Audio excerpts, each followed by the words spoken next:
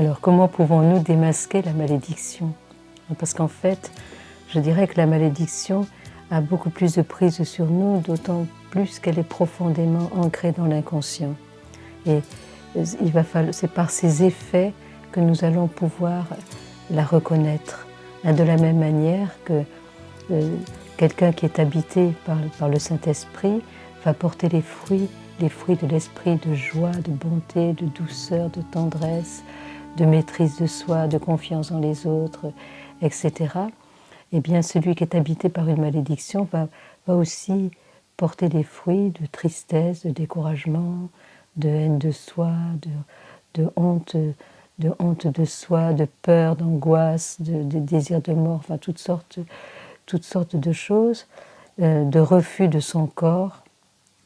Alors, on voit comment parfois le fait d'avoir voulu un garçon et d'accueillir une fille, ou une fille et puis d'avoir un garçon, va souvent causer aussi des problèmes d'identité.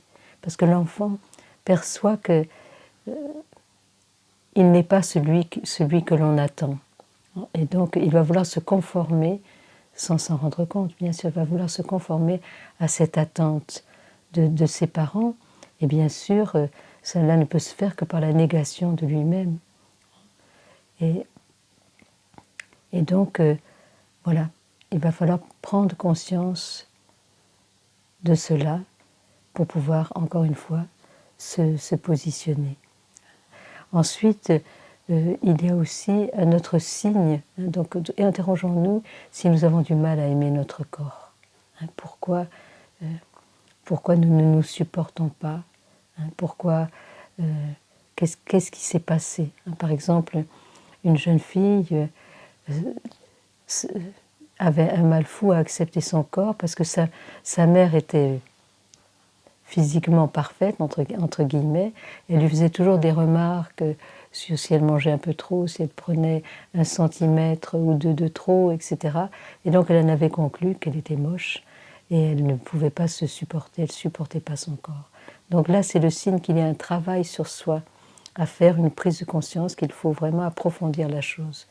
Ensuite, aussi, la difficulté à accueillir son nom. Par exemple, une jeune fille, elle n'arrivait pas à s'appeler par son nom. Elle disait ou moi, ou je, ou c'était impossible. Elle n'accueillait pas son nom. Et en fait, c'est simplement, cette jeune fille est devenue religieuse, elle a fait profession, et quand elle a reçu ce nom nouveau, alors elle est entrée pleinement dans cette nouvelle identité, qui correspondait à ce qu'elle...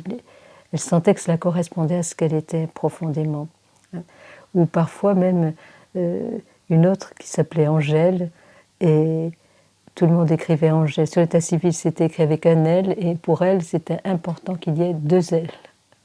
Comme s'il y avait une inadéquation entre ce que l'on est et le nom. Le nom, c'est qui porte l'identité, qui porte l'essence même de notre être. Combien c'est important, on n'aime pas qu'on le déforme.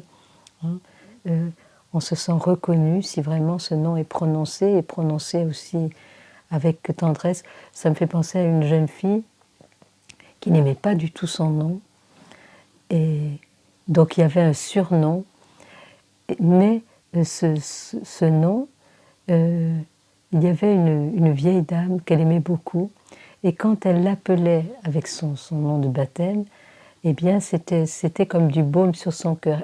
Elle le prononçait de telle manière que ça la réconciliait avec son prénom. Enfin, donc voilà, là aussi, c'est un petit clignotant qui veut dire qu'il y a peut-être quelque chose à chercher. Il y a aussi un autre signe de la malédiction, c'est la répétition des échecs. C'est-à-dire que quand dans notre vie, il y a une série d'échecs qui se reproduit sans arrêt. Par exemple, c'est un homme dont le père était terrible. Il l'insultait. Il lui disait « mais tu es un bon à rien, tu es un incapable, on n'arrivera jamais à faire quelque chose de toi ». Et donc, effectivement, lui, il avait intégré ça, qu'il était incapable, il était bon à rien. Et donc, dans sa vie, il répétait sans arrêt les échecs. comme aussi cette jeune fille qui répétait les échecs amoureux. Elle tombait amoureuse et puis c'était comme voué à l'échec sans arrêt. Donc voilà, elle a dû faire tout un chemin, toute cette prise de conscience pour pouvoir se situer d'une autre manière. Aussi, un autre moyen de démasquer cette malédiction, c'est le désir de mourir, hein, les tentations de suicide, un découragement total. Quand on est marqué finalement par la mort, hein, et que alors ça souvent, ça s'enracine quand même dans le sein maternel, quand on sait qu'on n'est pas attendu, on n'est pas accueilli, ou même on est refusé. En fait, il y a des enfants qui ont une telle résilience, une telle soif de vivre qu'ils vont traverser tout ça, et qu'ils vont s'imposer dans la vie. Mais il y en a d'autres qui vont se dire mieux vaut mourir. Et alors, c'est dans les périodes de fragilité, de découragement, que cela va ressortir. Et donc, là aussi, c'est vraiment le signe qu'il faut creuser, qu'il faut aller à la racine pour pouvoir prendre position d'une manière juste et faire ce choix délibéré de la bénédiction. Voilà, nous verrons plus tard de quelle manière, par quelle une multitude de chemins finalement, nous pouvons de nouveau faire le choix de cette bénédiction.